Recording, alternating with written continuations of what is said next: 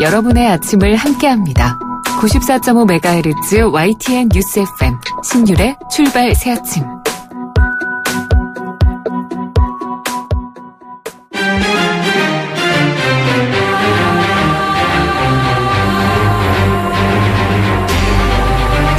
매일 아침을 뉴스로 깨웁니다.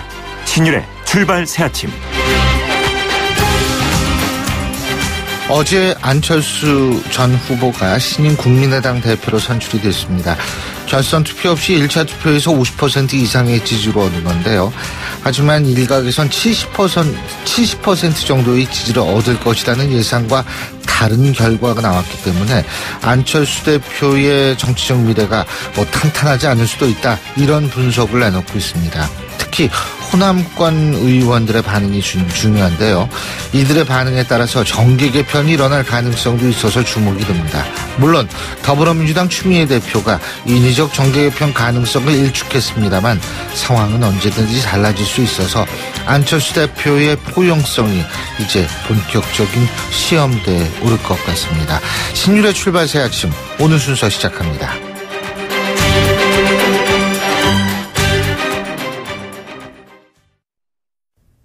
YTN 라디오 신율의 출발 새 아침. 예, 지금까지 들어온 뉴스 정리해 보겠습니다. 백병규 시사평론가 스튜디오에 나와 계십니다. 어서 오십시오. 안녕하십니까. 예, 제가 지금 방금 말씀드렸습니다만 국민의당 새 대표의 안철수 전 후보가 당선이 됐는데 대선 패배 이후에 110일 만에 이제 당대표로 이제 컴백을 하게 된 거죠. 그렇죠. 예. 다시 그 정치 전면에 서게 됐는데요. 다시 실망시키는 일은 없을 것이다, 이렇게 얘기를 했다고 그러죠. 그러나 이제 과연 그럴 것인지 여부가 이제 주목이 되고요. 예. 그 안철수 국민의당 신임 대표의 아마 정치적인 운명을 가를 수도 있지 않겠느냐, 이런 관측도 나오고 있죠. 27일 어제 그 당대표 선거에서 그 56,953표 가운데 51.09%로 이제 과반을 했습니다. 네, 그래서 1차 투표에서 이제 당대표가 확정이 됐죠. 이 정동영 후보는 28.36%, 천정배 후보는 그 16.6%, 이현주 후보 3.95% 얻는 데 그쳤습니다. 안철수 대표는 대표 수락연설에서 그 정부의 독선과 오만은 더 기승을 부를 것이라면서 그것이 그 권력의 승리다. 우리의 길은 철저하게 실력을 갖추고 그 단호하게 싸우는 그 선명한 야당의 길이 될 것이라고 밝혔습니다. 예. 선명 야당의 길을 일단 천명을 했다고 봐야 되겠죠? 예, 그렇죠. 근데 이제 일각에서는 안철수 대표, 홍준표 대표, 이 두 분 다 대선 후보였었잖아요. 수사. 그러게 말이죠. 옛날에는 좀 더 있다가 컴백을 했는데 너무 빠르지 않나, 이런 얘기도 하는데 옛날하고 지금하고 좀 비교할 수는 없죠. 옛날에 네. 삼김 시대는 정당이 자기 거였으니까. 근데 지금은 그렇지 않으니까. 네, 이제 그 두 네. 대표 모두 사실은 이제 앞으로의 그 정치적인 운명이 그렇죠. 이 대표의 맞습니다. 결과에 달라졌다고 봐야 네. 되겠죠. 그리고 구체적으로는 내년도 이제 그 지방선거 결과가 그렇습니다. 그걸 말해주지 않을까 싶죠. 정치권의 반응, 이 여야 한쪽에서는 협조에 대한 기대를 하고 다른 쪽에서는 견제를 이제 부탁을 하는 그런 모습이죠. 그렇죠. 여야에 따라서 이제 입장이 갈렸는데요. 네. 백혜련 민주당 대변인은 그 1차 투표에서 그 과반 이상의 그 득표로 안철수 대표가 선출된 것은 이 개혁을 바라는 국민들과 당원들의 기대감 때문일 것이라고 해석을 했고요. 이 대선 후보 시절 문재인 대통령과 그 공약이 그 비슷한 부분이 많았던 점을 들어서 이 적폐청산과 개혁 입법을 추진하는 데 있어서 그 초당적 협력이 좀 이루어질 것으로 기대한다고 밝혔습니다. 나라다운 나라를 원하는 국민의 요구에 그 협치를 통한 좀 감동의 정치로 화답할 수 있기를 바란다, 이렇게 이제 정기국회에서 그 협력을 당부를 했는데요. 반면에 그 강효상 그 자유한국당 대변인 안철수 신임 대표는 그 취임 연설에서 제대로 된 그 야당이 되겠다고 말했다면서 지금 그 안철수 신임 대표에게 필요한 것은 말보다 실천이다. 제1야당인 자유한국당은 그 국민의당이 부디 이 약속을 제대로 이행하길 바란다, 이렇게 촉구를 했고요. 네. 전지명 그 바른정당의 그 대변인도 그 논평을 통해서 오랫동안 그 정치 부재로 인해 많은 국민들이 그 지쳐 있다면서 안 신임 대표가 정치 개혁과 정당 정치 발전에 앞장서 주기를 바란다, 이렇게 좀 교과서적인 좀 주문을 하면서 정부 여당을 견제할 수 있는 정치력을 발휘해달라, 이렇게 요청을 했습니다. 예. 추혜선 그 정의당 그 수석 대변인 국민의당은 불의한 정권을 몰아냈던 그 작년 그 촛불혁명을 함께 이끈 그 주역 중 하나라면서 국민의당을 비롯한 야당들이 그 바로 설 때 문재인 정부 역시 그 중심을 잃지 않고 올바른 개혁을 추동해 나갈 수 있다는 점을 잊지 말기 바란다. 이렇게 주문을 했다고 하죠. 문재인 대통령도 바로 전화했죠. 네, 그렇습니다. 문재인 대통령이 국민의당 그 안철수 신임 대표에게 그 전화를 걸어서 이제 그 새 정치 리더십을 많이 보여줬으면 한다. 이렇게 축하를 했고요. 여기에 대해서 그 안 대표는 문 대통령에게 그 직접 전화를 주셔서 좀 감사드린다. 민생과 국익에 우선되는 일에 대해서는 그 국정에 좀 협력하겠다. 이렇게 얘기를 했다고 합니다. 그러면서 문 대통령께서도 그 국회와 진정한 대화를 통해서 좀 협치를 잘 이루어졌으면 좋겠다. 이렇게 이제 얘기를 하니까. 예. 네, 문재인 대통령은 여야정 협의체가 좀 잘 안 되고 있는데 저도 노력을 할 테니 좀 잘 될 수 있도록 좀 부탁을 하자. 이렇게 얘기를 했다고 그러는데요. 네, 문재인 대통령과 안철수 대표와의 그 전화회동은 이제 네, 그 바로 대선 직후에 한번 통화를 한 적이 있기 때문에 이번이 그 두 번째라고 하죠. 자, 그리고 우리가 눈여겨봐야 될 부분. 북한이 지난 일요일이었나요? 토요일이었나요? 왜 단거리 발사체를 네. 발사하지 않았습니까? 26일이었죠. 26일 날. 예. 렉스 틸러슨 미 국무장관이 그런데 이 발사체 도발에도 불구하고 미국은 북한 문제에 대해서 계속 평화적인 해결책을 모색할 것이다. 지금 이렇게 얘기를 했죠. 네. 이제 그 단거리 발사체라고 하는 게 우리하고 미국, 러시아 이렇게 좀 각기 좀 이 단거리 발사체가 뭐냐 이걸 가지고 좀 이론이 좀 있죠. 예. 네, 어떻든 여기에 대해서 폭스뉴스와의 그 인터뷰에서 북한이 그 26일 동해상으로 그 단거리 발사체 세발을 쏜 것에 대해서 렉스 틸러슨 미 국무장관 우리는 그것을 미국과 동맹국들에 대한 그 도발 행위로 간주하고 있다. 그러면서도 북한 정권을 그 협상 테이블로 끌어들일 수 있는지를 보기 위해서 동맹국들 그리고 그 중국과 협력하면서 이 평화적인 압박 활동을 계속할 것이다. 이렇게 얘기를 했습니다. 일단 대화 쪽에 계속 그 방점을 찍겠다는 건데요. 이 북한의 그 발사체에 대해서 그 미국과 러시아 측은 단거리 탄도미사일로 분석한 반면에 우리 군과 정보당국은 개량된 300mm 그 대구경 다연장 로켓포 아니겠느냐. 이렇게 좀 추정을 하고 있습니다. 이 방사포라는 얘기인데요. 이 방사포는 그 발사대에서 그 여러 개의 발사관을 장착해 이 동시 이제 포탄을 뽑기 때문에 요격이 사실상 불가능한 점에서 우리 군 당국이 좀 주시하고 있는 북한의 무기이기도 하죠. 사거리가 한 250km 정도로 늘어난 것 같다. 이런 평가가 나오고 있습니다. 이 부분도 중요한 게 이게 만일 미국이 주장한 대로 지대한 미사일이라면 항공모함을 대상으로 했을 가능성도 있기 때문에 미국의 네. 항공모함에 대한 경고일 수도 있기 때문에 이 부분이 참 중요한데 어떤 건지 모르겠어요.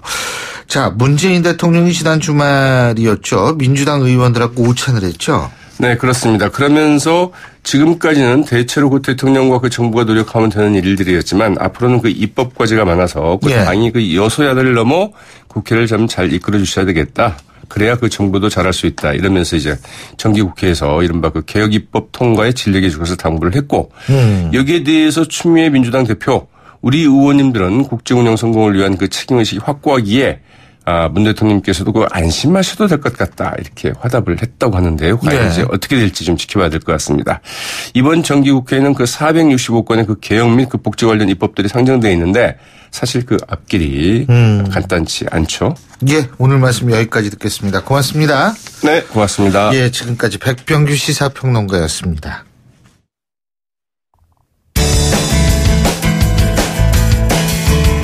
여러분은 지금 FM 94.5MHz로 방송되고 있는 신율의 출발 새 아침을 듣고 계십니다. 의견 주실 분은 짧은 문자 50원, 긴 문자 100원의 이용료가 드는 휴대전화 문자 메시지 우물정 0945번으로 의견 남기실 수 있습니다.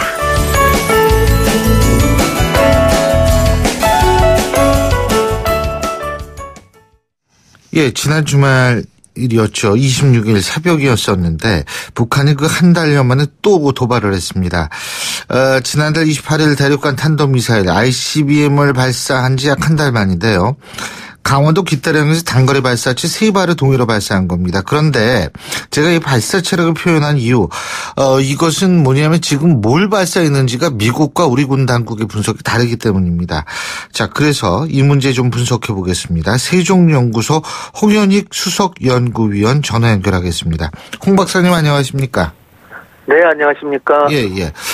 이게 지금 발사체의 정체가 뭐냐? 이게 미국과 우리나라가 좀 엇갈리고 있는데 말이에요. 제가 일단 첫 번째 이 평가 엇갈리는데 여쭤보고 싶은 게 과거 같은 경우에는 북한이 발사체를 쐈을 때 북한과 우리나라와 미국이 이게 어느 정도 의견 교환을 조율해 가면서 결론을 도출해서 발표하지 않았나요? 근데 이번엔 왜 이게 이렇게 다른 거죠? 네, 이번에는 이제 북한이 굉장히 조심해서 행동을 하는 거 아니면 기만적으로 행동하는 게 아닌가 이게 생각됩니다. 본래 그 탄도미사일이 고도 높이보다 좀 낮았는데 또 그렇다고 해서 일반적인 방사포였다 그러면은 사거리가 굉장히 또 나간 편이거든요. 네. 300mm 방사포라고 작년에 개발한 이 신형 다연장포죠. 네. 이게 200km 나가는데 50km가 더 나갔어요. 네. 근데 고도를 보면 그렇다고 해서 또 탄도미사일보다는 좀 고도가 낮다. 그러니까 북한이 마음만 먹으면 탄도탄 미사일을 쏘는데 좀 낮은 고도로 의도적으로 쐈든가 아니면 신형 방사포를 개발했는가. 그래서 좀 헷갈리게 만든 측면이 있지만 지금 말씀하신 것처럼 한미 간에 이 한체 공조의 차질이 없다는 걸 보여주기 위해서 사전에 이제 한미 간에 상호 이제 교류를 해서 대체로 똑같은 의견을 내놓는 네. 건데 요번에는 좀 달랐다는 거죠. 왜 그럴까요? 그래서 일단은 약간의 정부 간의 의도성이 있는 건지 아니면 진짜로 정보 공유를 안 했는지 이것도 명확하진 않습니다만은 우리가 이제 이것을 약간 의혹을 가지고 보는 거는 미국은 탄도탄 미사일이라고 하는데 우리는 재래식 방사포다 이렇게 하는 거는 유엔 안보리 결의안에서 탄도탄 미사일을 명확하게 요구를 하지 말라고 한 거거든요. 그래서 우리의 정보가 맞아서 재래식 방사포라 그러면 이거는 안보리 결의안 위반이 아닙니다. 그러나 이제 미국이 얘기하는 대로 탄도탄 미사일이다 그러면 안보리 결의안 위반이니까 미국은 위반했다라고 하는 여지를 좀 남겨두려고 하는 것이고 우리는 위반했다는 걸 일부러 좀 피하는 거 아닌가 이런 생각을 할 수 있게 하는데 중요한 것은 지금 미국하고 북한 간의 전쟁 직전까지 이제 간 상황에서 예. 미국이 굉장히 경계하는 것은 자기네 본토까지 날라올 수 있는 실제로 안 날라오더라도 고각으로 발사해서 날라올 수 있는 거를 북한이 보여줬다 그러면 미국이 굉장히 또 반발할 텐데 둘 다 아니라는 거죠. 미국까지 도발하는 상황까지는. 그러니까 이 문제 가지고 또다시 북한에 대해서 굉장히 또 도발했다라고 그래서 이 상황을 진장 국면으로 가지 말자. 그런 것이 한미 간에는 공유된 게 아닌가. 저는 그런 생각을 합니다. 기술적으로 차이가 있다. 근데 이제 박사님 그게 만약에 이게 탄도미사일이라고 가정을 했을 때 미국 측 같은 경우에는 이게 탄도미사일이라고 얘기를 하는데 이게 그렇다면 지대함 미사일일 가능성이 높다고 그러거든요. 예? 지대함일 가능성은 항상 제일 크죠. 그러면은 이게 결국은 미국의 항공모함에 대한 경고의 의미를 담고 있다. 이렇게 볼 수도 있는 거 아니에요? 물론 그렇죠. 그러나 이제 이거는 엄밀히 말해서 수비하는 상황이니까요. 예.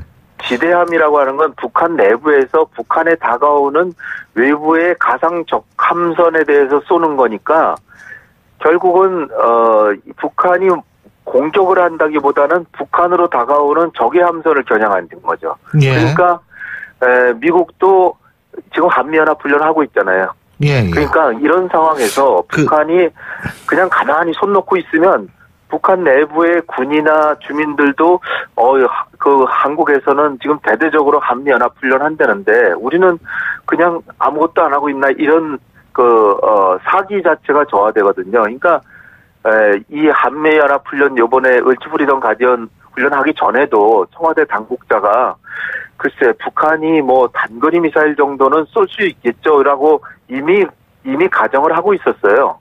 그러니까 한국과 미국이 공통으로 관심을 가진 건 적어도 일본 이상을 넘어가는 중거리 이상의 미사일을 쏘느냐 이것을 이렇게 주의 깊게 본 거거든요. 그래서 얘네들이 나름대로는 조심하고 있구나 하는 것을 한국과 미국이 지금 동시에 확인하고 있는 순간입니다. 왜냐하면 간밤에 또 틸러슨 국무장관이 이 북한이 도발은 했지만 대화의 여지는 계속 남아있다. 이런 식으로 지금 반응을 했습니다. 미국도. 그러니까 한국과 미국의 반응이 크게 다르지 않다. 비록 탄도탄 미사일이냐, 300mm 방사포냐, 이걸 가지고 지금 기술적으로 지금 분석을 서로 하고 있어서 조율하고 있는 중이지만, 그렇다고 해서 한미 간에 크게 그 분석이 차이가 있는 것은 아니다라고 저는 생각하고 있습니다. 왜냐하면 미국도 그렇게 반응했습니다. 그런데 IAEA 국제원자력기구죠. IAEA가 지금 25일 날 밝힌 바에 따르면은 영변 핵시설에 대한 위성사진 분석 결과 원자로에서 증기 방출과 냉각수 유출이 관측이 됐다. 이게 뭐냐면 다시 가동을 하고 현재도 운용하고 있다라는 것이라는 분석인데 이것도 명백한 유엔 안보리 위반 아닌가요? 물론 그렇죠. 예. 근데 이제까지 늘상 해왔기 때문에 예.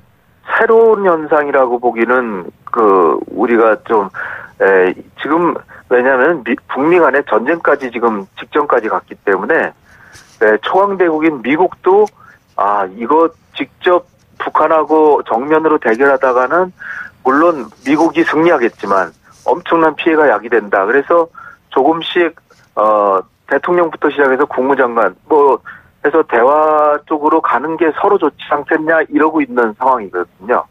그렇기 때문에 지금 정치됐던 상황이었다가 갑자기 이게 시작하면 문제가 되겠지만 계속 해왔기 때문에 위반 상태가 계속되어 왔다는 거죠. 근데 우리가 국제사회가 이 국내 사회처럼 경찰이 있고 군이 있어서 가서 그냥 진압하면 그만인 상황하고 좀 달리 국제사회는 서로 주권이 있고 그것을 가서 무력으로 집행하면 전쟁이 되는 상황이기 때문에 그래서 미국도 참고 있기 때문에 우리만 미국하고 달리 다른 행동을 하고 있다라고 하기 어저께까지는 그렇게 볼 수도 있었을지 모르지만 미국 국무장관도 그렇게 반응했기 때문에 대화 쪽으로 가는 방향으로 아직 미국은 기회를 주고 있는 것 같습니다.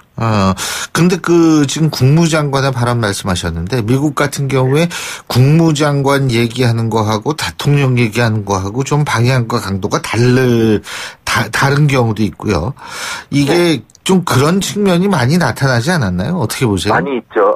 미국은 지금 트럼프 대통령 이후 대통령 자신이 오락가락하기 때문에 그런데 이제 트럼프 대통령도 처음에 집권하자마자부터 선제 공격도 할 수 있다 계속 해가지고 대통령이 하니까 그다음에 이제 국방장관이 당연히 하고 그다음에 안보보좌관하고 그다음에 국무장관까지 했었는데 그런데 이제 최근에 보면 국무장관은 아주 일관되게 포노라 그래가지고 북한의 정권을 교체하려고 하지 않고 통일도 서두르지 않고 휴전선도 넘어가지 않도록 노력하겠다는 이런 식으로 북한 정권하고 뭔가 타협하려고 하는 얘기를 분명히 하고 있고요. 그리고 트럼프 자신이 나만큼 협상을 원하는 사람도 없다 그러면서 또 대중연설을 하면서 지금 좋은 일이 있을 것 같기도 하다 이렇게 하고 있기 때문에 이것은 단지 국방부 장관이라고 또 다른 얘기하고 그렇게 보기는 좀 지금 상황은 아니다라고 보고요.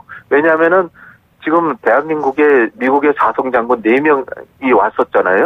와가지고 이 장군들이 한결같이 하는 얘기가 이 미국의 정책은 외교가 우선이고 국방력이라고 하는 거는 군사력은 그것을 떠받치는 것이다. 이런 식으로 군 고위 장성들이 그렇게 얘기를 하고 있기 때문에 미국의 의도는 좀 지금은 분명한 것 같습니다. 북한이 추가 도발만 안 하면 추가 도발이라는 거는 실제로 괌을 겨냥한 포위 사격이나 이런 거 안 한다면 대화해보겠다. 그거는 분명한 것 같아요. 자, 그러면은 지금 아까도 박사님께서 말씀하신 게 이제 북한의 이번 도발이라는 건 나름대로 수위 조절해 가면서 했던 도발이다. 이런 말씀을 해 주셨는데.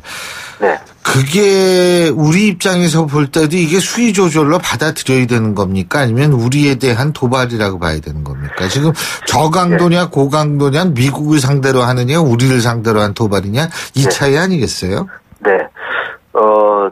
일단 북한 북한이 무슨 도발을 하든 대한민국은 붙어 있기 때문에 예. 무슨 도발이든 우리에게는 경계 대상입니다. 그렇 따라서 우리는 항상 주의 깊게 보고 미국이 설사 이 손 놓고 있다고 하더라도 우리에게는 이게 언제라도 전쟁 상황으로 갈 수 있기 때문에 우리는 그런 그 위기와 긴장 상황을 항상 고려해야 되는 거죠. 그러나 그 상황을 갖다가 특별한 상황이냐 아니냐 이것을 판단하는 것은 또 다른 문제가 아닌가 이렇게 보고요. 예. 따라서 경계 태세가 소홀했다든지 이를테면은 그 노크 기순 이런 것들은 정말 우리가 삼가야 되죠. 그러나 우리가 예의주시하고 있으면서 그 분석을 이거는 특별한 상황이 아니니까 우리 대한민국 국익으로 볼 때 북미 간에 정면 대결을 하는 것보다는 그래도 남북 대화나 북미 대화 쪽으로 인도하는 기회를 남겨주는 게 좋겠다라고 판단하는 것은 조금 이제 다른 문제라고 이제 보여집니다. 예. 그래서 지금 오늘 아침 신문을 보더라도 이게 한국에 대한 공격력은 괜찮은 거 아니냐는 식으로 청와대나 한국 정부가 반응하는 거 아니냐 이거는 조금 지나친 해석이라고 저는 보고요. 그렇기보다는 지금 상황을 관리해서 우리 민족의 미래를 보고 어떻게든 지금 큰 이 전쟁이라도 나면은 결국 피해 보는 건 우리기 때문에 예. 우리가 손 놓고 있거나 방심하고 있으면은 이건 얼마든지 비판해야 되지만 이런 상황이 날 때마다 바로 즉흥적으로 대통령한테 보고하고 청와대 국가안전보장회 상임위원회 열고 그리고 대처 방안 모색하면서 한미 간에 서로 긴밀히 논의하고 이런 상황만 이런 경계태세만 확실하면 그걸 가지고 나무랄 일은 아니다라고 보고요. 예. 그렇다고 해서 정면으로 북미 간에 전쟁 비슷한 상황까지 가면 결국 우리가 말릴 수밖에 없거든요. 예, 예. 그러면 어떻게 됩니까? 그리고 예. 미국의 예. 경우는 항상 이렇게 긴장이 고조될 때 예. 물밑 대안도 하거든요. 예. 그러니까 우리가 대화 여지를 싹 없애놓고 알겠습니다. 우리가 미국보다 앞장서서 정면 대결하다 보면 자칫하면 북미 간에 대화할 때 우리는 닥쳤던 게 지붕 쳐다보는 게 되기 때문에 예, 예. 아주 신중하지만 경계태세를 강화하는 이런 모습이 우리의 해답이 아닌가 봅니다. 예, 오늘 말씀 잘 들었습니다. 고맙습니다. 네, 감사합니다. 예, 지금까지 세종연구소 홍현익 수석연구위원이었고요. 신율의 출발새 아침 1부 순서 여기서 줄입니다. 잠시 뒤 2부에서 뵙겠습니다. 소통의 아침을 여는 공정한 목소리 신율의 출발 새 아침. 신율의 출발새 아침 2부 순서 먼저 광고 듣고 시작하겠습니다.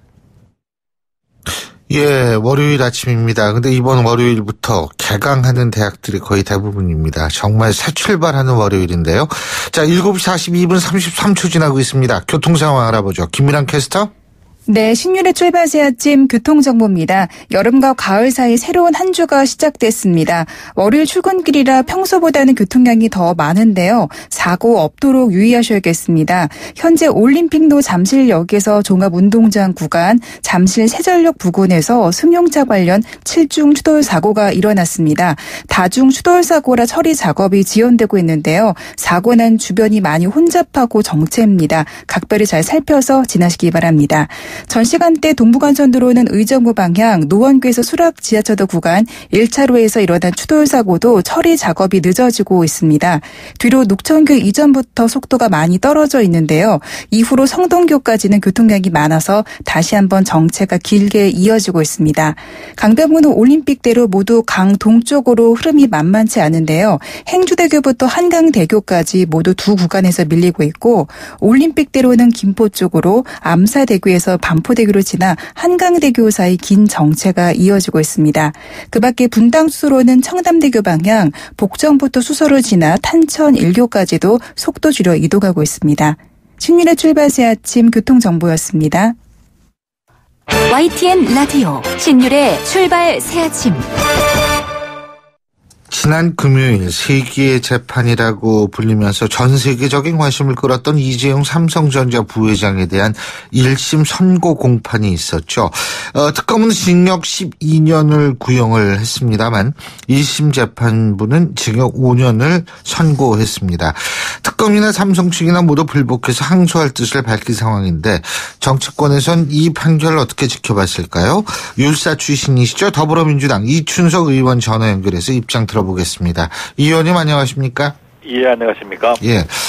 어떻게 보세요? 그 율사 출신으로 이 형량이요. 이번 판결을 보면 저는 재판부가 국민들이 처벌해야 한다 하는 그 법감정과 또 삼성이라는 거대한 재벌 사이에 봐주기 판결 아니냐 하는 사이에서 저는 절묘한 유주를 판 판결이 아닌가 하는 생각이 들어서 좀 답답합니다. 왜 그러냐면 뇌물공여 등에서 유주는 인정했지만 형량에서는 거의 하한을 선고했기 때문입니다. 이재용 부회장 혐의가 총 5개 있는데요. 일부 유주 내지 전부 유주로서 5개의 혐의 사실을 전부 다 인정을 했어요. 그래서 실제로 법원이 선고할 수 있는 형량을 계산해 보면 추하 5년부터 최고 45년까지가 가능하거든요. 그중에서 1심 재판부는 그중에서 가장 낮은 징역 5년을 선고했다고 생각합니다. 지금 최순실 국정농단 사태에 생겨서 대한민국을 떠들썩하게 한 판결에 비해서는 우리 국민들이 보기에 과연 납득할 수 있겠느냐 하는 거에 대해서 저는 강한 의혹을 가지고 있습니다. 예. 근데 제가 참 이거 잘 모르겠는 게요. 이게 이제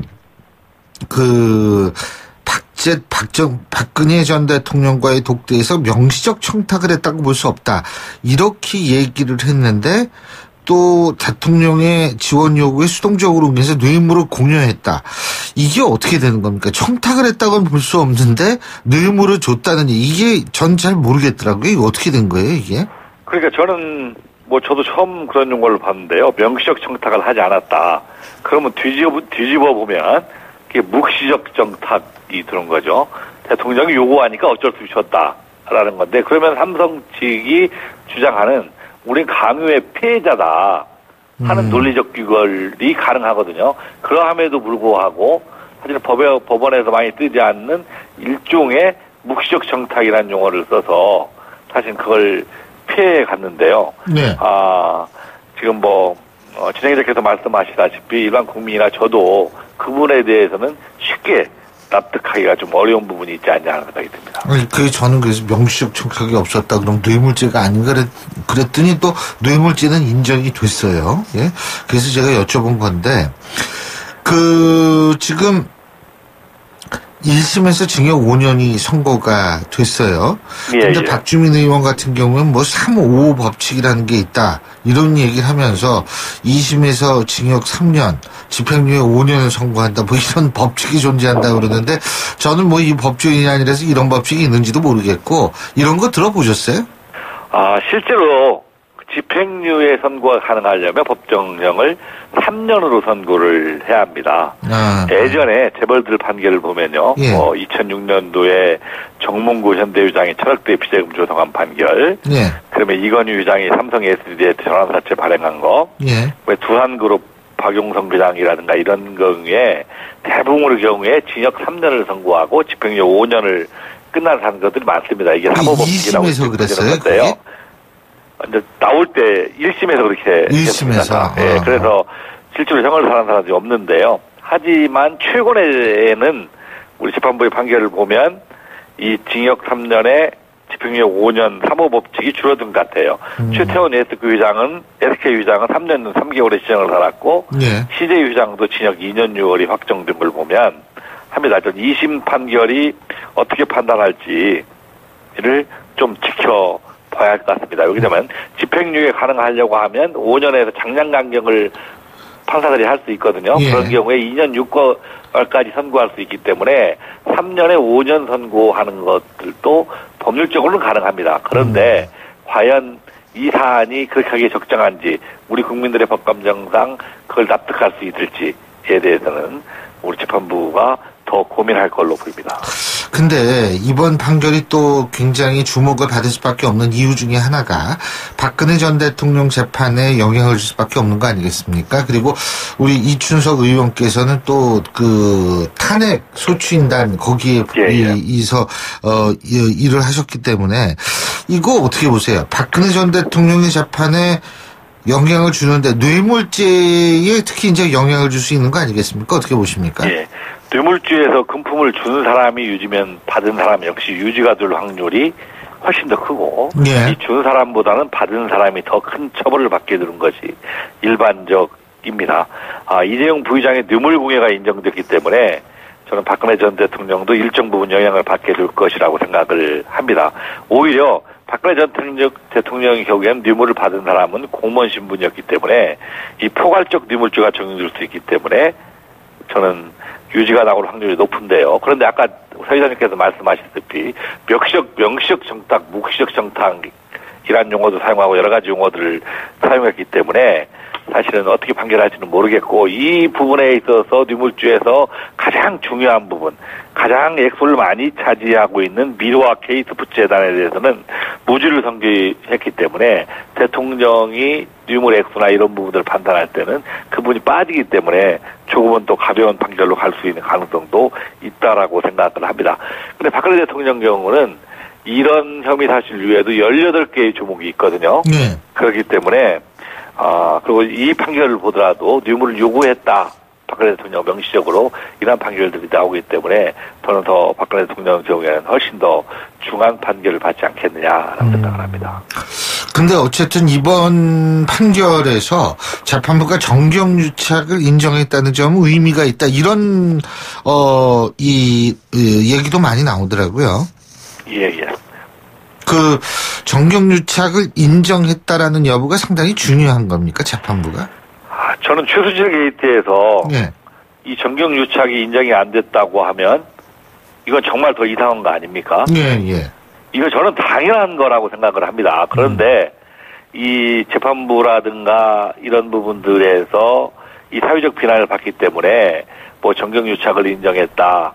뭐 다른 용어들을 쓰고 있는데요. 저는 이 바람직한 태도로는 아니라고 보여집니다. 그럼 거꾸로 해석을 하자면 우리는 삼성이라는 그 거대한 영향력에도 불구하고 이 재벌에 대해서 위법으로 판단하지 않았냐, 우리 잘했다, 잘하지 않았느냐 하는 표현인데요. 저는 이게 당연한 것을 새삼스럽게 해석한다라고 생각을 합니다.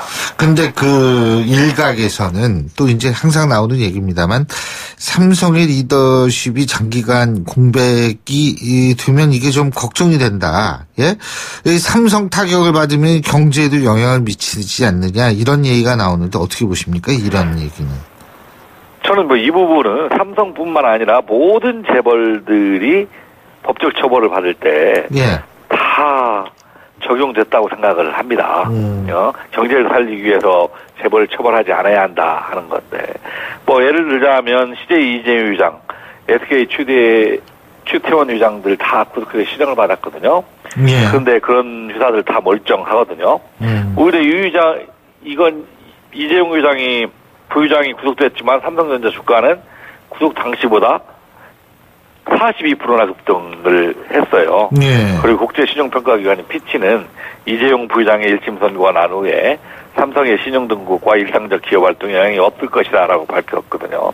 저는 이 부분이 한번 고민을 해야 한다고 생각해요. 항상 재벌들이 삼성을 뿐만 아니라 다른 재벌들도 이 법적 처벌을 받을 때는 이렇게 경제를 위해서 필요하다고 앓는 소리를 합니다. 그런데 저는 이런 재벌들이 이 법에 대한 인식부터 명확히 고쳐야 한다고 생각을 합니다. 왜? 국가의 사법 질서에 대해서는 재벌들이나 기업들은 하나도 존중을 안 하면서 왜 선고를 할 때 국가의 사법 질서는 이러한 재벌들을 존중해야 하는지 그거에 대해서 저는 국민들이 납득할 수 없다고 생각을 합니다. 이제는 그렇게 생각하는 것 자체가 재벌들이 국가의 사법 질서에 대해서 특권 의식을 가지고 있다라는 것을 표현하는 것이다라고 저는 볼 수밖에 없습니다. 2심은 4개월 후에 나오나요? 그렇게 하는 것이 권고 규정이긴 하지만 실질적으로 1심의 판결의 내용을 볼 때 매주 3, 4일 집중심리인데도 5개월이 걸렸거든요. 2심의 경우에 사건 기록이 이송돼야 하고 재판부 배당해야 하고 하면 저는 한 10월 정도부터 시작한다고 하면 적어도 내년 초가 넘어야 결론이 나지 않겠냐라고 생각을 합니다. 잘 알겠습니다. 오늘 말씀 잘 들었습니다. 고맙습니다. 감사합니다. 지금까지 더불어민주당 이춘석 의원이었습니다. 신율의 출발새 아침 2부 순서 여기서 줄입니다. 전 8시 10분 3부에서 뵙겠습니다.